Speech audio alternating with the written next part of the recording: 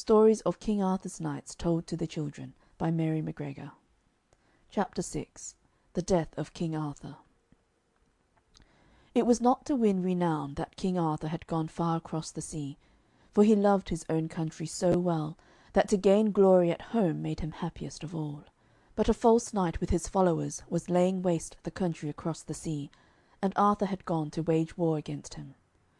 "And you, Sir Mordred, will rule the country while I am gone," the king had said, and the knight smiled as he thought of the power that would be his. At first the people missed their great King Arthur, but as the months passed they began to forget him, and to talk only of Sir Mordred and his ways. And he, that he might gain the people's praise, made easier laws than ever Arthur had done, till by and by there were many in the country who wished that the king would never come back. When Mordred knew what the people wished, he was glad, and he made up his mind to do a cruel deed. He would cause letters to be written from beyond the sea, and the letters would tell that the great King Arthur had been slain in battle. And when the letters came, the people read, "King Arthur is dead," and they believed the news was true. And there were some who wept because the noble king was slain, but some had no time to weep. "We must find a new king," they said. And because his laws were easy, these chose Sir Mordred to rule over them. The wicked knight was pleased that the people wished him to be their king. "They shall take me to Canterbury to crown me," he said proudly, and the nobles took him there, and amid shouts and rejoicings he was crowned. But it was not very long till other letters came from across the sea, saying that King Arthur had not been slain, and that he was coming back to rule over his own country once more. When Sir Mordred heard that King Arthur was on his way home, he collected a great army, and went to Dover to try to keep the king from landing. But no army would have been strong enough to keep Arthur and his knights away from the country they loved so well. They fought fiercely, till they got on shore and scattered all Sir Mordred's men. Then the knight gathered together another army, and chose a new battlefield. But King Arthur fought so bravely that he and his men were again victorious, and Sir Mordred fled to Canterbury. Many of the people began to forsake the false knight now, and saying that he was a traitor, they went back to King Arthur. But still Sir Mordred wished to conquer the king. He would go through the countries of Kent and Surrey and raise a new army. Now King Arthur had dreamed that if he fought with Sir Mordred again he would be slain. So when he heard that the knight had raised another army, he thought, "I will meet this traitor who has betrayed me. When he looks in my face he will be ashamed and remember his vow of obedience." And he sent 2 bishops to Sir Mordred. "Say to the knight that the king would speak with him alone," said Arthur. And the traitor thought, "The king wishes to give me gold or great power, if I send my army away without fighting." "I will meet King Arthur," he said to the bishops. But because he did not altogether trust the king, he said he would take 14 men with him to the meeting place.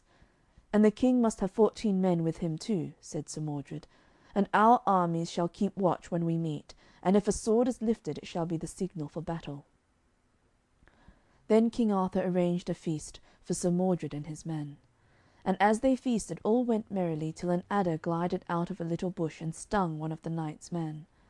And the pain was so great that the man quickly drew his sword to kill the adder. When the army saw the sword flash in the light, they sprang to their feet and began to fight, for this is the signal for battle, they thought. And when evening came there were many thousand slain and wounded, and Sir Mordred was left alone. But Arthur had still 2 knights with him, Sir Lucan and Sir Bedivere. When King Arthur saw that his army was lost and all his knights slain but 2, he said, "Would to God I could find Sir Mordred, who has caused all this trouble." "He is yonder," said Sir Lucan, "but remember your dream, and go not near him." "Whether I die or live," said the king, "he shall not escape." And seizing his spear he ran to Sir Mordred, crying, "Now you shall die." And Arthur smote him under the shield, and the spear passed through his body, and he died. Then, wounded and exhausted, the king fainted, and his knights lifted him and took him to a little chapel not far from a lake. As the king lay there, he heard cries of fear and pain from the distant battlefield. "What causes these cries?" said the king wearily. And to soothe the sick king, Sir Lucan said he would go to see. And when he reached the battlefield, he saw in the moonlight that robbers were on the field, stooping over the slain, and taking from them their rings and their gold. And those that were only wounded the robbers slew, that they might take their jewels too. So Lucan hastened back, and told the king what he had seen. "We will carry you farther off, lest these robbers find us here," said the knights. And Sir Lucan lifted the king on one side, and Sir Bedivere lifted him on the other. But Sir Lucan had been wounded in the battle, and as he lifted the king, he fell back and died. Then Arthur and Sir Bedivere wept for the fallen knight. Now the king felt so ill that he thought he would not live much longer, and he turned to Sir Bedivere. "Take Excalibur, my good sword," he said, "and go with it to the lake, and throw it into its waters. Then come quickly and tell me what you see." Sir Bedivere took the sword and went down to the lake. But as he looked at the handle with its sparkling gems and the richness of the sword, he thought he could not throw it away. "I will hide it carefully here among the rushes," thought the knight.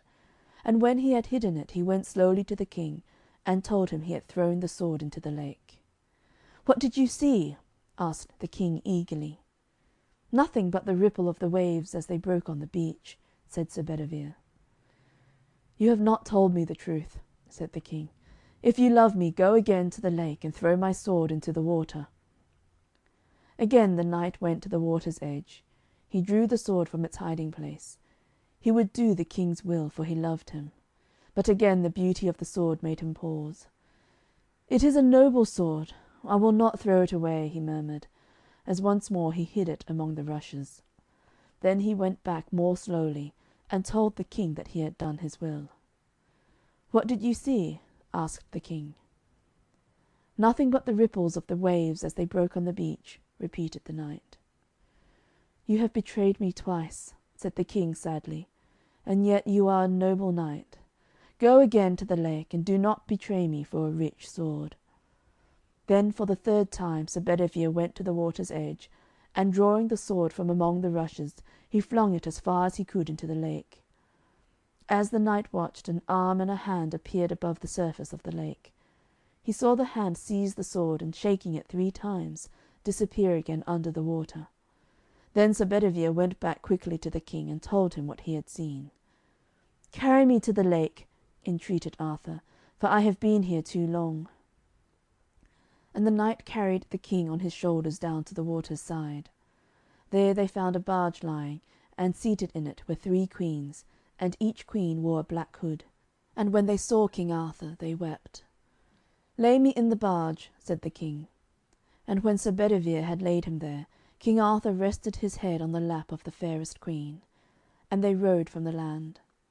Sir Bedivere, left alone, watched the barge as it drifted out of sight, and then he went sorrowfully on his way till he reached a hermitage.